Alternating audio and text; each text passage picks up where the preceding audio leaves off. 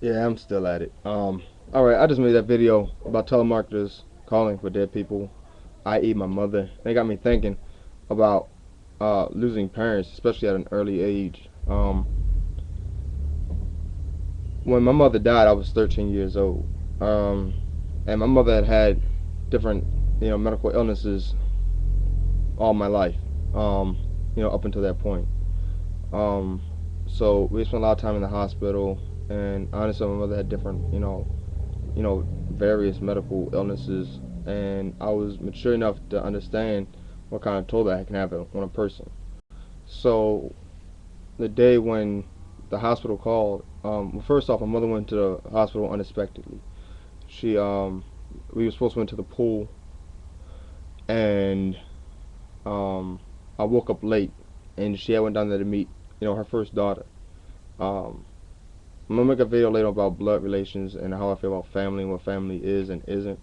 Um, So don't ask me questions now for why I'm saying that's not my sister. That's my mother's, first daughter. That's the way I look at her. That's all she is to me. But she went down there to meet up with her to give her some money or what have you. She fell out, and her first, her oldest, her first daughter, left her there. And by the grace of God, somebody was there to call the ambulance and had her taken to the hospital. My mother stayed in the hospital for probably about 2 weeks, um, in which her condition gradually got worse and until her liver shut down. So I got, throughout those 2 weeks, I saw my mother become yellow from the jaundice from her liver not being able to filter, her blood, and uh, until she became so weak that she died. Um, I actually went and saw her the day before she passed, and for the majority of those 2 weeks, she was she was unconscious or asleep or what have you. And when I was getting ready to leave, I said bye, or bye, mommy. I called her mommy, and and then she grabbed my hand and she said, "I love you, baby." And it was I didn't realize that'd be the last time I talked to my mother, or that was the last thing I hear her say.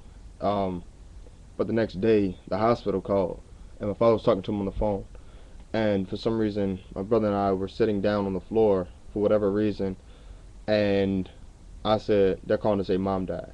And I didn't say it in a sarcastic or a mean way, but I just understood the realities of the situation, and I was expecting that call, and the way my father, the look on his face came, um, the look that came upon his face, I just knew. Um, so I was okay with it. Um, I don't think you'll ever be okay, with losing a parent. But like I said, I was mature enough at the point to where I understood what was going on. I had lost two aunts, back to back years, and for me, my aunts were, like parents. So um, I learned to understand what death was and is, and fortunately, I had a strong, family support system there, um, to help reinforce my spirituality. I'm not extremely religious. However, I am very spiritual. I believe in God, um, and so that I understood what death was. So when my mother died, um, it wasn't all that shocking to me. And then having my mother cremated and not having that visual, uh, trigger for me to be, to have to witness that also helped. Um, but as the years progressed, I found myself almost at certain times mad with my mother, um, because I only got 13 years with her, and I mean, you're a baby, so those years, I mean, you don't really have.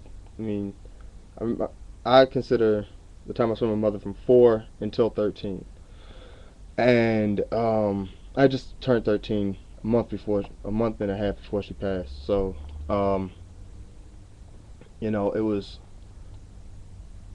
I had a very brief time with my mother where with her different medical stays at different facilities and everything.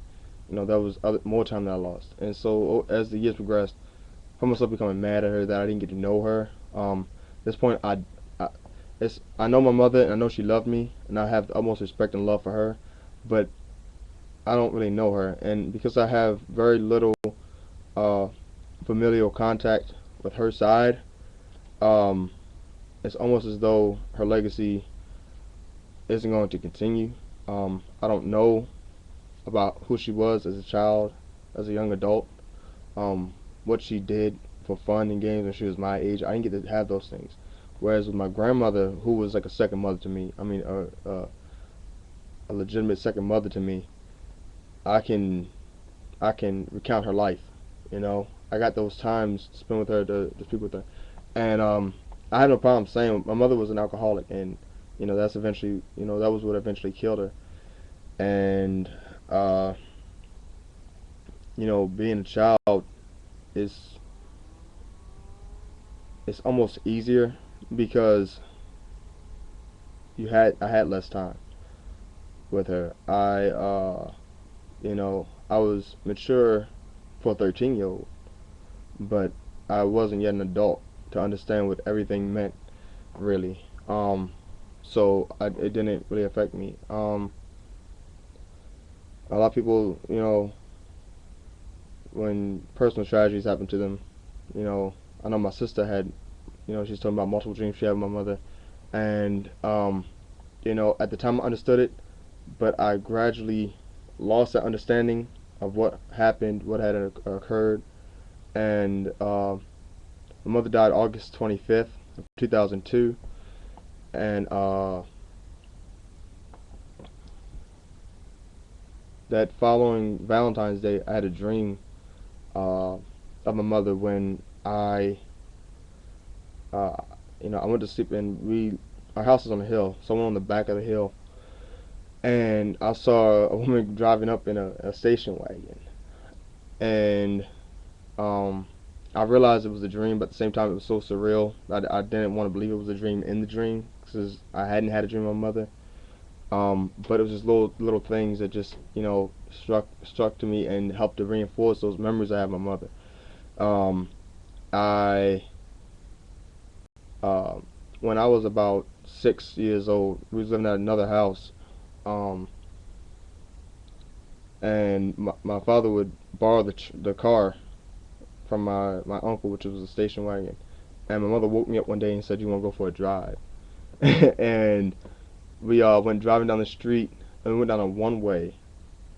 And her response to that was to back all the way down the one way, and she wound up jumping a curb, and so that was the cue from that, in the dream. And then every Valentine's Day, she would get me a box of chocolates, the little dollar box of chocolates from like Rite Aid, and uh, she pulled up, and I had already. It was like one of those things where it was serendipitous. I walked out there and I just knew she was gonna be there, and uh, she said, let's take a ride, and so the dream was kind of vague as to where we drove. The next thing I remembered was she was driving me back, and I was just begging, pleading with her, come on in, let's come in and see everybody. Everybody, wants to see you wherever you've been. And she told me that, she's always gonna be with me, and that she couldn't come with me, that she had to go her own way. And she said, but know that I'll always love you, baby. We kept, same last words.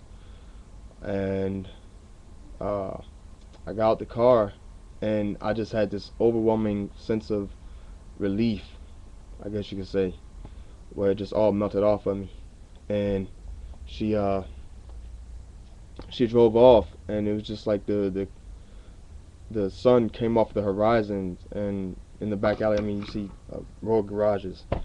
So the sun just opened up, above that, and I woke up the next morning, and I've never felt that good as that morning when I woke up following that dream. Um, and like I said, as I've gotten older, because I felt like I missed out on that time. it's plagued me. But when I think back, that's the dream and that's the image I take of my mother. And so I didn't get to have a mother, all that much. But luckily, like I said, I had my grandmother who stepped in and had always been there.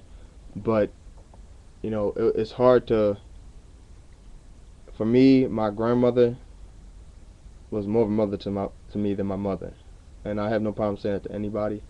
Um, and it was harder when I lost her, and I was 20 years old, and I just felt so close to her that I feel as though the feelings I should have had for my mother was the feelings I had for my grandmother. And come from my situation, I'm biracial. My mother's white, my father's black. My father's side has always been there. That's been my family. My mother's side, I have one aunt who I consider family from that side. And that's just the God's honest truth of the situation.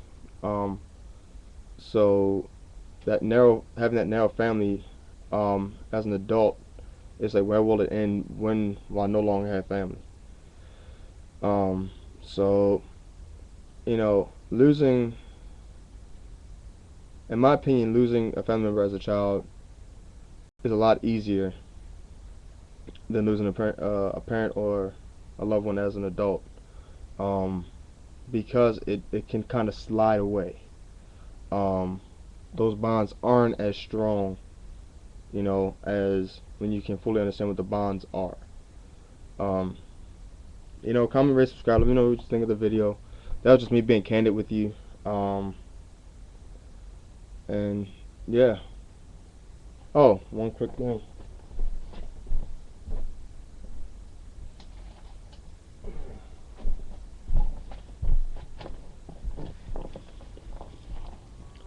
That's my mother. I don't know if you can see.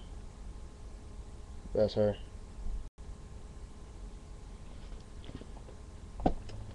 Like always, comment, rate, subscribe.